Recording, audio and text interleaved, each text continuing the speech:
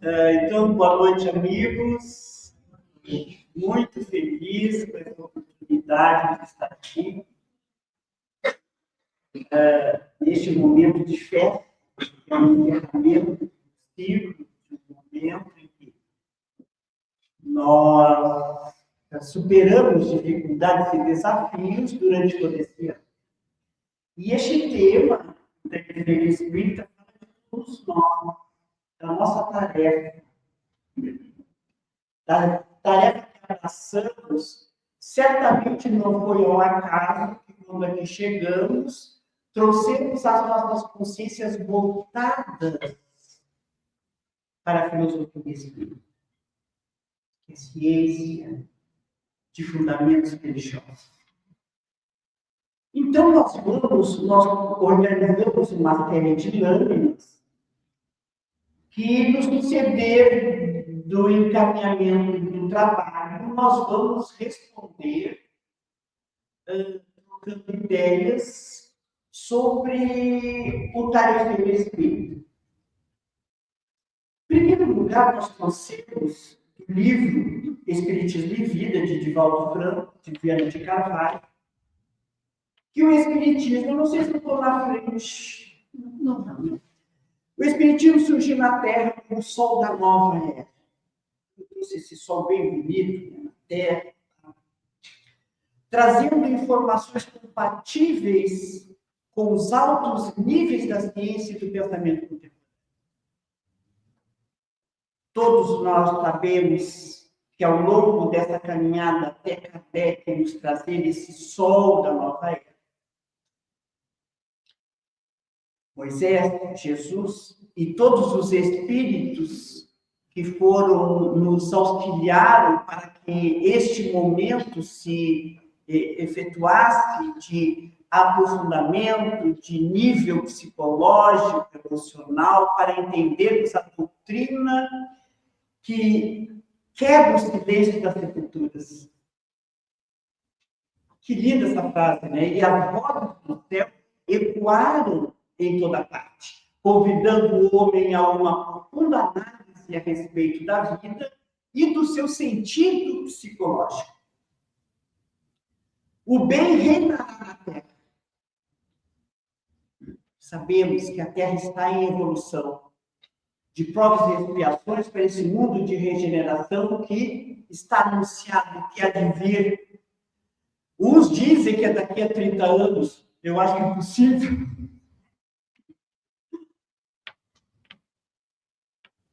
O que vocês acham? O que tu acha, Eduardo? O bem reinará na Terra, afirma a questão 1019 do Livro dos Espíritos, prevendo o advento de um novo mundo que será construído por uma humanidade regenerada. Então, a gente pode fazer uma leitura dos nossos pensamentos, dos nossos sentimentos, e ver que nós estamos distantes, mesmo cientes dessa doutrina que nos faz buscar a renovação deste homem velho que está aqui para um novo homem diferente, que precisa existir nesse mundo para trazer esse mundo de regeneração. Mas nós caminhamos para lá, através de todas as dificuldades e vicissitudes do presente, porque é nesse presente que nós vamos ter a oportunidade de preparar esse futuro. Então, a moral espírita é aquela que traduz-se na prática incessante de bem a única maneira de vivermos o bem na qualidade e criarmos o bem no futuro. Quando nós tivermos a vivência real desses postulados que nós estudamos, todos nós que estamos, que é a doutrina espírita, estudando, colocando em prática, né? Meditando, entendendo, para que mais profícuos sejam os nossos esforços. Então, diante disso, como diz ali, que a única maneira, né, de criarmos o bem para o futuro, e nós precisamos, então, vamos fazer uma profunda análise deste momento em que nós estamos aqui. Essa análise que nós vamos fazer, onde a sepultura estruturas foi quebrada, que nós precisamos estar diante desse contexto evolutivo que nós nos encontramos. Vamos passo a passo fazendo uma profunda análise sobre o que é tarefeiros. Tarefeiros, então, é um trabalhador encarregado de executar uma tarefa. Tarefeiro é aquele que recebe por tarefa a ser executada. Termina a tarefa, salário. Isso é o que diz no Google. O que não é remunerado por ordenado regular, sendo antes pago por cada tarefa que executa, turno, que cumpre, etc. Então, isso é o que a palavra tarefeiro está nos dando a entender. Mas como nós vamos fazer um pão, que é uma tarefa? O que a gente pensa quando vai fazer um pão?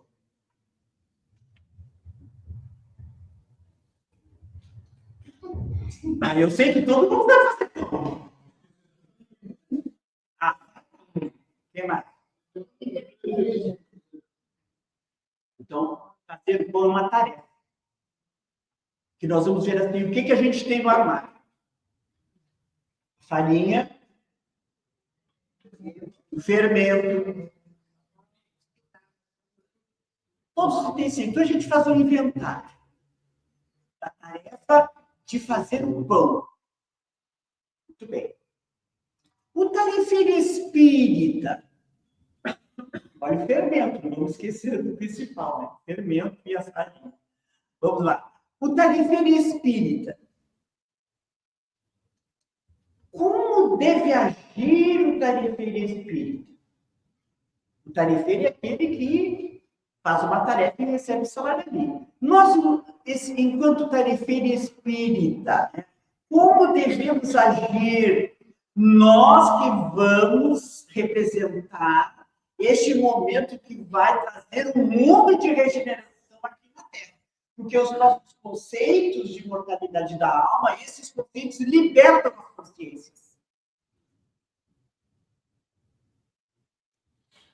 Os nossos conceitos que falam que a morte não existe.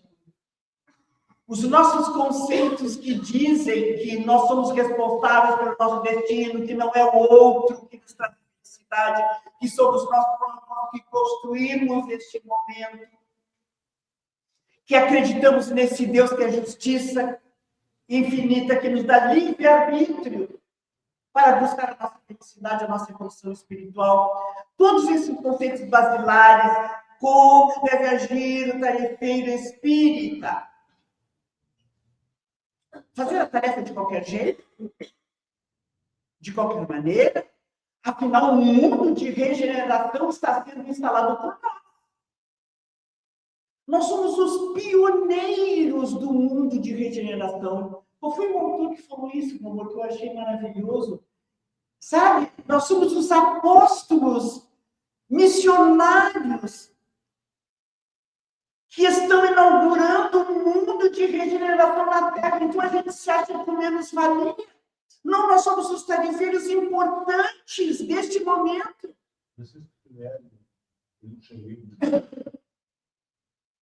Francisco Spinelli, imagina os pioneiros, nós que aqui estamos. Jesus escolheu os apóstolos e nós os pioneiros do mundo de regeneração. Os nossos nomes estão gravados porque somos os pioneiros dos tarefeiros espíritas. Agora perguntamos, o local onde executamos a tarefa? Pô, acho que foi o Cláudio que falou, não sei. Onde é que a gente executa essa tarefa de tarefeiros espíritas? Em qualquer lugar. Não é apenas no centro espírita. Aliás, o centro espírita é o lugar mais fácil de ser tarefeiro. O lugar mais fácil. Porque tu chega aqui, tu encontra os amigos queridos, tu abraça, às vezes uma semana que não vê. Ótimo, mas vai ser tarefeiro espírita lá no nosso campo de ação, no nosso mundo. Como executamos a nossa tarefa aqui? Agora vamos trazer para cá. Que também é muito importante no centro espírita. Nós priorizamos a tarefa. A tarefa está incluído o estudo também. Priorizamos. Nós fazemos parte do estudo do Evangelho Rede Vivo da Fé. Alguém faz aqui? No ano passado, quando eu perguntei, tinha. Não tem ninguém dessa vez. Este estudo, ele vai para todo o Brasil e fora do Brasil. O Evangelho Rede Vivo, então, a gente vai estudando versículo a versículo do Evangelho. De todos os apóstolos. Mateus, João, e vai. E quando a gente falta o trabalho, nós precisamos justificar. Né? Hoje eu não vou aparecer. Ninguém tem lá chamada, mas a gente precisa justificar as faltas, que não é um trabalho de brincadeira, que não se leva a brincar. Aí nós escutamos as justificativas mais absurdas, mais infantis.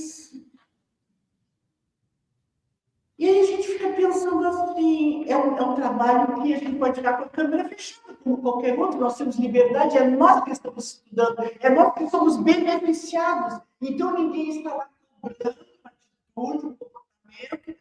Então, se a pessoa não está muito bem, se está doente da coluna, se está com algum problema, tu fica com a câmera desligada e tu pode ficar relaxando ali, escutando. Aí diz, não, hoje eu não vou participar porque estou com alergia. Estou com muita coriza. Então, coisas que denotam a nossa imaturidade. Nossa, não tem um fio de cabelo. A nossa imaturidade frente à necessidade de estudar com responsabilidade, porque é algo que nos dá condições de executar a nossa tarefa com mais responsabilidade e mais preparados. Quais as condições que nós estamos realizando essa tarefa? Enquanto tarefeiros espíritas,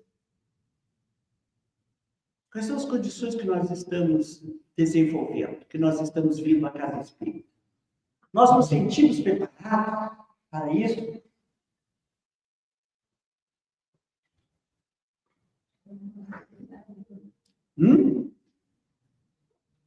A gente se sente preparado? Bem como a gente está, não tem motivo de estar aqui preparado. Muito bem. Quem mais tem alguma? Quem já está em casa e diz assim, hoje eu me irritei, me estressei demais, hoje eu não vou, porque eu não estou preparado. Hoje eu discuti no serviço, eu não estou preparado para o trabalho.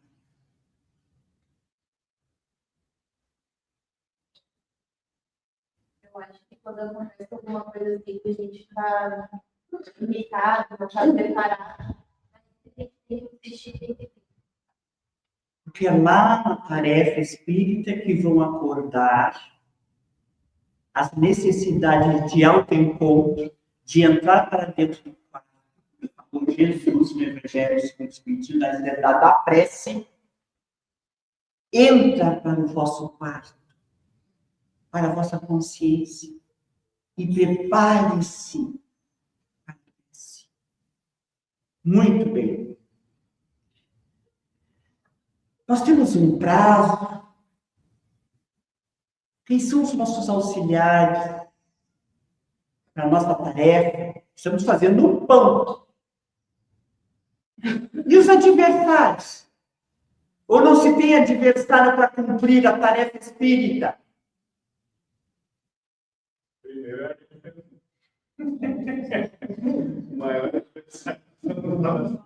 E muitos outros que estão aqui do lado. Quando uma luz se acende nas trevas, quantos obstáculos, quantas necessidades de nos esforçar para cumprir a tarefa. Muitas. Olha, são tantas. Cada um sabe quanta coisa nós vencemos para cumprir a tarefa. Desde os pensamentos mais infelizes, de menos-valia. Eu não vou fazer importância. A minha tarefa é tão insignificante. Se eu não for, o outro vai. Tantos adversários que nos tiram o equilíbrio.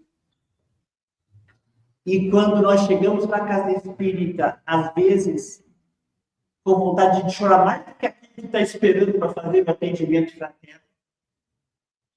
Porque as nossas dores também são tão grandes. Só nós sabemos. Mas fala-se que a ignorante é a noite da mente, onde todas as coisas são impossíveis. Isso foi Confúcio que falou. E a ignorância pode significar a cegueira do espírito, podemos dizer assim?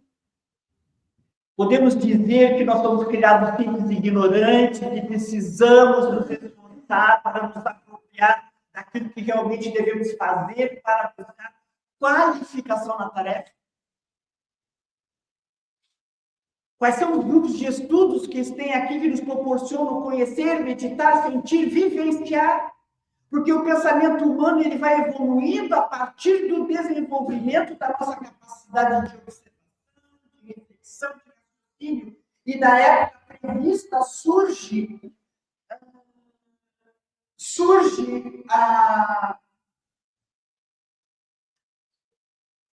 Na época prevista, a doutrina espírita surge e as instruções que promanam dos espíritos são verdadeiras vozes do céu que vêm esclarecer os homens e convidá-los à prática do evangelho. Não pode seguir. Bom. É meia-noite. Tá bom. Então, meus amigos, precisamos entender o quanto o estudo se faz necessário para daquele que faz o pão, daquele que é tarefeiro espírita, daquele que precisa estudar. Quem que pode ler esta lâmina aqui para nós? Vou tomar uma aguinha aqui. Vai pronto. Os espíritos, uns terão sido criados bons e outros maus. Deus criou todos os espíritos simples e ignorantes, isto é, sem saber. A cada um deu determinada missão, como fim de esclarecê-los, e de os fazer chegar progressivamente à perfeição, conhecimento da verdade, e para aproximar-nos de si. Nessa perfeição é que eles encontram a pura e eterna felicidade. Questão 115, livro dos Espíritos. Pelo conhecimento da verdade. Esse conhecimento da verdade, nós temos a opção de querer ou não buscar através de grupos de estudo, através do estudo que fazemos da doutrina espírita, ou podemos ficar como as crianças birrentas. Hoje eu não vou, hoje não preciso ir, né? De novo a gente, de novo o livro do Espírito, de novo o livro dos médicos. Quantas vezes nós já estudamos e cada vez que a gente estuda, cada vez que a gente lê, sempre há que é novo, que precisa ser estudado, que precisa ser repetido. Então, a comparação entre a criança que se conserva ignorante, não quero, se o pensamento depende da sua maior possibilidade de buscar ir ao encontro do conhecimento ou se manter estacionado diante daquilo que ele precisa desenvolver, daquilo que ele precisa buscar. Como esse conhecimento pode nos auxiliar na autotransformação? Ou o conhecimento da doutrina espírita, do modo como se faz, do modo como se executa a tarefa mediúnica? Como esse conhecimento espírita pode nos auxiliar na autotransformação? Ou o trabalho não nos modifica, ou o conhecimento não nos modifica. O que vocês acham?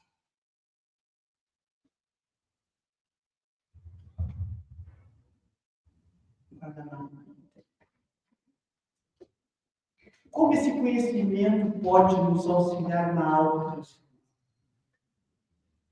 O conhecimento é o mapa. A gente não vai usar nenhum sistema que gosta de sentir o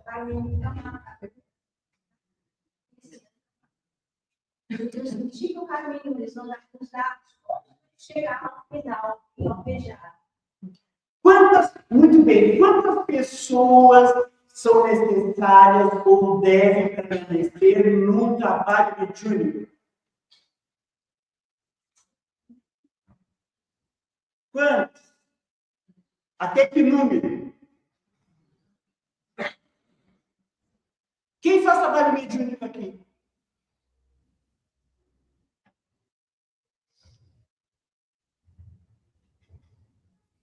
O nosso amigo da prece, lá no 2,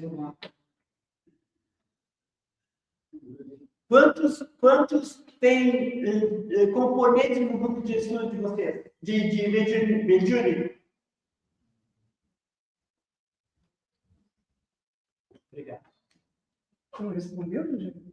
Pode responder. Quantos tem? Quantos estão vocês? 9? Nós somos em 7. 7. Quantos dialogadores? 2. Muito bem. Quantas comunicações se fazem?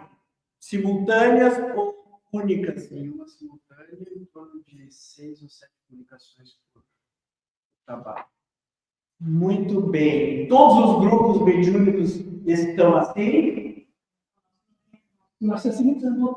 Simultâneo também. Com 2 dialogadores. Tem mais. Tem mais sim. Sim. Hoje nós estávamos estudando esse aspecto no livro dos médicos, na última parte já, né? E uns defendiam a proposta de que as comunicações simultâneas, na nossa casa, nós fazemos também simultâneo com 2 dialogadores, 8 a 9 pessoas assim. O ideal, o que se fala é até 14, mas é nesse 9, 8 que se estabelece. Aí um dos comunicantes disse assim, não, mas dos estudantes, comunicação simultânea traz confusão, não se consegue escutar direito, ninguém se concentra porque sai burburinho aqui, burburinho ali. Quem trabalha, né, tem essa atividade na atividade mediúnica, sabe que quando se organiza um trabalho desta forma, a espiritualidade já organiza o trabalho, já traz, simultaneamente, já traz os assuntos que vão ser trazidos para serem atendidos. Então, não existe aquela, né? Fica um trabalho harmonioso, mesmo tendo 2 comunicações, porque os médicos são educados. Então, meus amigos, não é improvisação, o trabalho mediúnico, tanto com comunicação simultânea ou não, tem a sua produtividade, tem o seu ponto de qualidade, e esse conhecimento de sim ou não é o que nós trazemos quando entendemos, compreendemos, lemos o livro dos médiuns. quando não conhecemos o trabalho mediúnico na secção da responsabilidade que o diálogo espírita com o mundo espiritual nos traz. Nós nos deixamos, então, envolver por achismos, coisa que não é possível na atividade mediúnica. Portanto, o trabalho mediúnico sempre vem com o conhecimento que vai nos auxiliar na autotransformação, e o trabalho mediúnico nos auxilia grandemente na autotransformação, porque nós aprendemos com aqueles que chegam como não fazer, aonde eu vou se permanecer da mesma forma, com os mesmos pensamentos. Então, meus amigos, Allan Kardec nos traz que o Espiritismo é essa ciência que estuda os espíritos, as suas relações com o mundo corporal, a sua influência sobre ele. Todos nós sabemos e entendemos esse processo de intercâmbio mediúnico, que eu acho que é um dos momentos mais lindos no trabalho que existe dentro, entre todos. Se nós podemos dizer que porque é um aprendizado tão grande, porque é uma diversidade de vidas e de experiências tão grande, porque aí não se improvisa nada, aquilo vem e nós nos surpreendemos com aquelas lições de vidas que são trazidas. São tão interessantes, cada comunicação é uma história tão diferente, tão importante, tão especial, uma comunicação diferente da outra, que a gente se extasia, e que por mais que alguém vá inventar, precisa ter muito criatividade, porque é realmente algo que nos traz assim, um bem-estar tão que quando a gente sai de uma atividade mediúnica, de intercâmbio mediúnico, a gente precisa agradecer a Deus pela oportunidade de estar dentro de uma casa, dentro de um templo, onde esse intercâmbio é permitido, onde esse intercâmbio é possível, onde esse intercâmbio nos ensina como agir, nos ensina como viver, porque certamente amanhã nós estaremos ali, naquela mesa, naquele campo de atividade. Alguém quer falar alguma coisa sobre as experiências da atividade no campo mediúnico? Algo interessante? Eu queria. Pode falar. Não, eu só queria relatar aqui que quase vou fechar, mas está preenchendo o grupo mediúnico que é de tudo, né? E traz e uma das coisas que eu considero muito boa, articular esse trabalho, maravilhoso, é que principalmente o Cláudio convidando todos os estudantes para participar do conhecimento de como Que e bom! a gente tem tido um feedback muito bom desses alunos que participam, né? Nesse momento das mediúnicas, que mudou muitas coisas, passaram a entender melhor, não ficou só ali, né, na questão da leitura, da vivenciar a prática.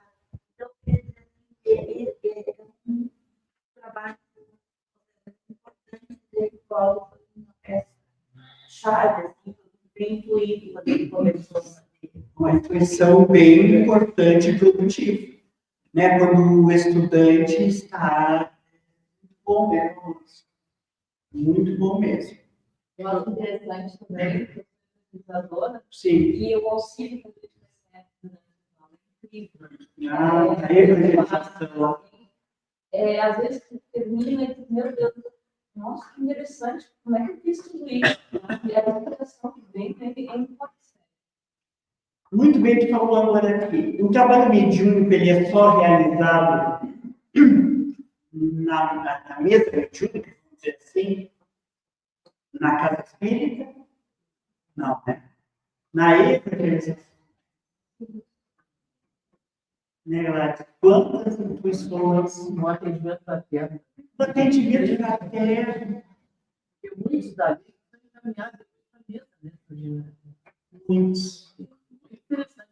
E a questão que é um atendimento mediúnico é de uma alta dosagem de caridade, que oferece a oportunidade para aquele espírito extremamente doente, perturbado, sofredor, suicida. Tem comparecido muito nas mediúnicas, né, que são trazidos para serem amparados. Né?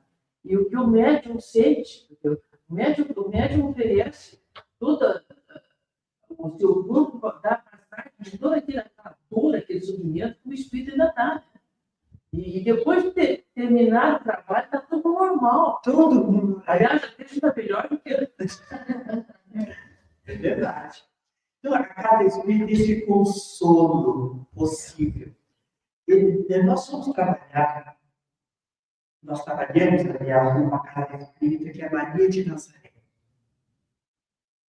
E a nossa casa é o Brejo do Senhor, em Porto Alegre, onde fez 80 anos. Ela estava presente, Silvio também. E nós festejamos hoje o nosso 80 anos. Mas, quando eu fui morar em Alvorada, fundaram uma casa Maria de Nazaré. Aí nos convidaram, Juliana, tu quer participar, já que tu mora em Alvorada? E eu disse, Maria de Nazaré? Eu quero, né? Aí fomos participar. Maria de Nazaré. Hoje está dizendo o tempo, então eu vou dizer Maria de Nazaré em Alvorada. Nós fomos um lugar, assim, que nos cederam uma casa no meio do tráfico de Alvorada. No meio, a gente dobrava na rua, Americana, quem conhece. E nós trabalhamos lá uns 5 anos, eu acho, né? E a gente dobrava na rua, já nos vendiam, oferecendo. A gente conheceu depois, está tudo bem, uns anos assim. Era da filha que tinha desencarnado de uma senhora que era espírita e ela vendeu para nós. Sem cobrar nada, nós ficamos ali no centro espírita 5 anos. Tudo bem. Teve dias, não no dia que eu estava lá, que saiu o tiro que eles tiveram que ir lá para os fundos. Aí um lugar assim. Teve um tempo X que pediram a sede. Essa sede nós ficamos sem ter onde ir. Tá, tudo bem, ficamos esperando. Alguém vai nos ceder em algum lugar e tal. Aí nos ceder um lugar de uma casa que era Bezerra de Menezes, que estava extinta, não tinha trabalhadores, brigados, e estava fechado. Sujo, fechado. Aí o senhor disse assim, a Rosa, que é presidente da Jaque, vocês não querem abrir conosco? Aí ficaria Maria de Nazaré e Bezerra de Menezes. Irmãos Maria de Nazaré e Bezerra de Menezes. Aí eu disse assim, claro que sim, mas nós estávamos tendo que trabalhar, né? Vamos para frente. Aí, teve tudo lá, vamos. É só um salão e uma cozinha, o banheiro e a outra que nós fizemos lá. É dentro de uma área verde.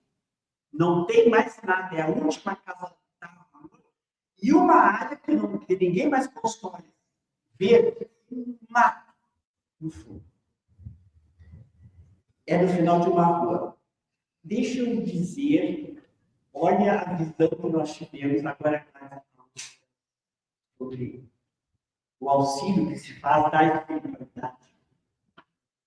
No primeiro trabalho mediúnico, uma médica, na hora da prece, viu Maria de Nazaré, enorme, gigante sobre nós.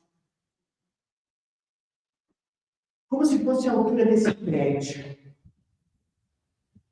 E ela ficou embevecida naquela imagem, ela jamais pensou que poderia vir a Virgem Maria. Aí viu que a Virgem trazia um manto muito pesado, muito cheio, inflado.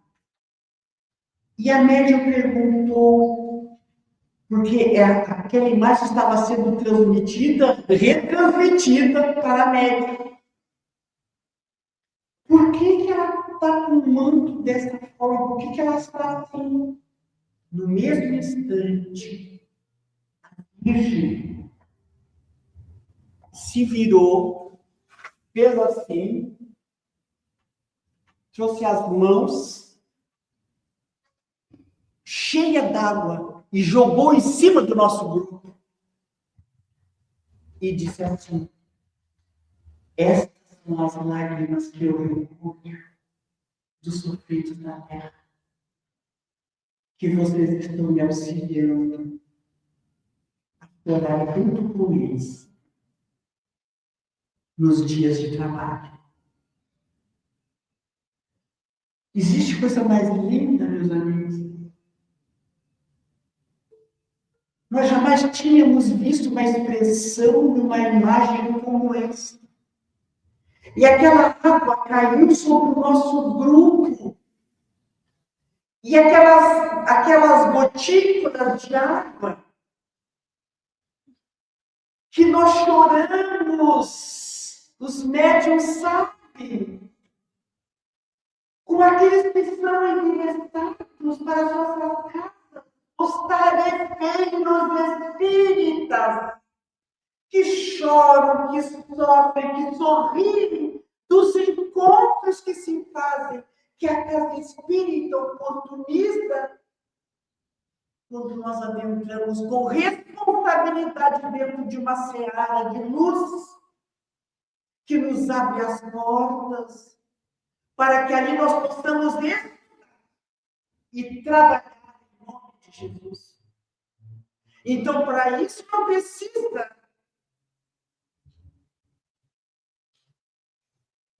de louvores, de glórias, de salários. Nós somos os tarefeiros que não precisam ser remunerados, porque Deus já nos deu uma missão tão maravilhosa,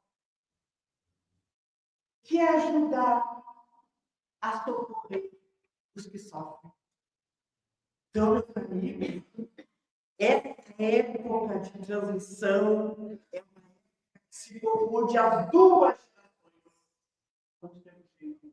Não tem bateria. Não, vamos cumprir.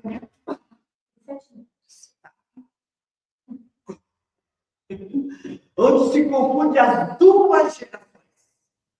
Então, nós estamos num ponto, meus amigos, onde uma geração está permanecendo no mal, na insensatez, nos sentimentos grotescos, e a outra geração se confunde com aqueles de sentimentos superiores que convivem conosco.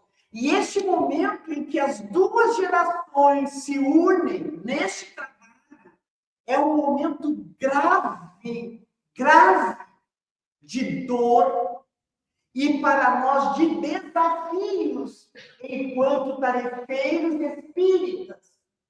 Porque para nós vai ser exigido constância, discernimento, qualificação. Não é a brincar que nós estamos executando a tarefa de tarefeiros, daquele que faz o pão, daquele que trabalha na casa espírita. Não é faz de conta. Nós estamos aqui com uma oportunidade bendita. Nós somos os obreiros do Senhor. Aproxima-se o tempo em que se cumprirão as coisas anunciadas para a transformação da humanidade. Em todas as atividades que se realizam numa casa espírita.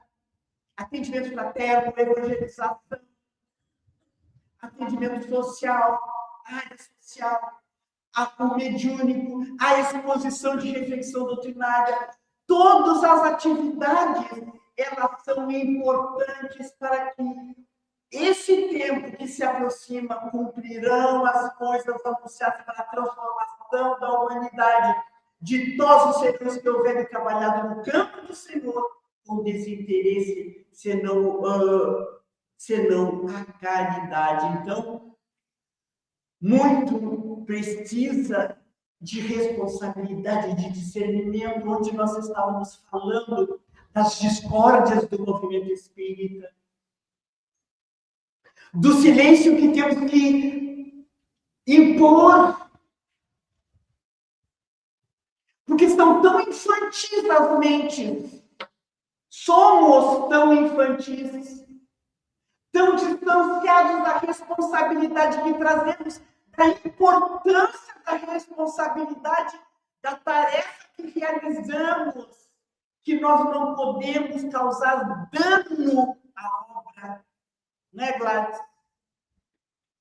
Impor silêncio, é o que nós comentávamos ontem. Impor silêncio as vossas discórdias para que a obra não seja prejudicada. Meus amigos, no Livro dos Espíritos, na questão 1019, diz que nós, presente, que temos a oportunidade de preparar o futuro, na prática incessante do bem, única maneira de vivermos o bem na atualidade e criarmos o bem para o futuro, porque o bem reinará na terra, afirma o item lá na Gênesis. Nós vimos agora o que esta enchente trouxe de benefícios para a nossa avaliação dos nossos sentimentos. Nós estávamos com o trabalhador espírita ontem, com uma condição financeira ótima, excelente, a casa foi até o teto, perdeu tudo. Ele disse que só caiu a ficha quando ele teve os parentes que foram levar os casacos, as roupas. E eu disse, mas por que tu não pegou uma roupa quando saiu de casa? E disse, Georgina, eu não peguei uma roupa, saí com a roupa. Sabe, eu disse, mas eu tinha pegado uma balinha. Todo que eu falo. Teve muitos espíritas que saíram sem nada. E ele diz que caiu a ficha quando precisou receber roupas dos outros para vestir no outro dia que ele não tinha nada. Então, isso foi um ensinamento para todos nós. Todos nós, aqueles que damos e aqueles que recebem. Então, a compreensão dos princípios do Espiritismo, o que rege a nossa doutrina, quais são os princípios? A doutrina espírita, a caridade é a alma da doutrina espírita. Não existe espírita sem caridade. Então, é essa caridade em todos os campos da nossa vida. E a caridade não é o dar. A caridade é benevolência, o perdão das ofensas, indulgência para as imperfeições dos outros. Isso é caridade, que se faz em todos os lugares, principalmente nos nossos lares. Para terminar a nossa última lâmina, observar o caminho que nós estamos. O tarefeiro observa o caminho, tem olhos de ver. A tua tarefa é de espalhar esperanças e valores de paz. Todos nós reencarnamos para progredir, ressarcir delitos, libertar-se das paixões inferiores. Todos nós estamos programados para a felicidade. Isso é maravilhoso. Buscando, conquistando a felicidade. Então, avançar, insistir na desdita, removê-la de si mesmo, não é tentar consertar o outro. Porque às vezes os espíritas nós somos tão infantis que a gente pensa que já sabe tudo e a gente tem que consertar o outro. Olha que bobagem isso. Não, nós temos que consertar a nós mesmos. E se a gente vê o outro com dificuldades, com defeitos, ele e o outro vai assumir a responsabilidade. Cada um está diante do patamar da tarefa que precisa realizar, auxiliando, sim, na caridade. Evangelizar a criança, o jovem. Isso é preparar o futuro. Auxiliar aqueles que chegam na nossa mesa mediúnica.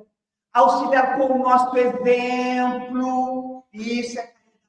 O maior exemplo da nossa transformação moral. Então, realiza o teu mistério com alegria, com felicidade.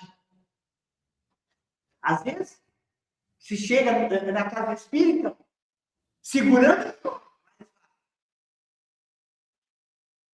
realiza o teu mistério com alegria, por mais inexpressível que pareça. A usina grandiosa tem pequenas peças empreendentes que lhe respondem pela segurança. Pequenas pecinhas somos nós. A empresa formidanta repousa no trabalho do operário modesto, tanto quanto no da equipe técnica que a concebeu. Aquele que gerou e que elaborou tem tanta importância quanto aquele trabalho operário modesto. Todos nós temos família nessa grande oficina que é o Centro Espírita, onde todos nós somos tarefeiros importantes. Não existe o médium que dá mais comunicações, a evangelizadora melhor que conta melhores histórias, a que faz o chá mais gostoso. Todos somos importantes, todos estamos aprendendo em qualquer área, todos estamos nos esforçando para melhor. Que Jesus nos abençoe, que esse Natal seja de bênçãos, de muita luz, que essa casa, como já é, um farol na escuridão. Assim que muitos espíritos dizem na estrada escura quando procuram. Quando chego na nossa mesa de trabalho, eu vim aqui porque apontava uma luz na escuridão. E chego nas nossas mesas, relatando suas experiências. Que maravilha quando encontra nós para nós próprios, auxiliando os nossos irmãos. Que Jesus nos abençoe, os nossos entes queridos, e o ano de 25 que já chegou, que a gente vai ficando cada vez mais velhos, né? Com muita paz no nosso coração. Até uma oportunidade, se Deus quiser. Obrigado.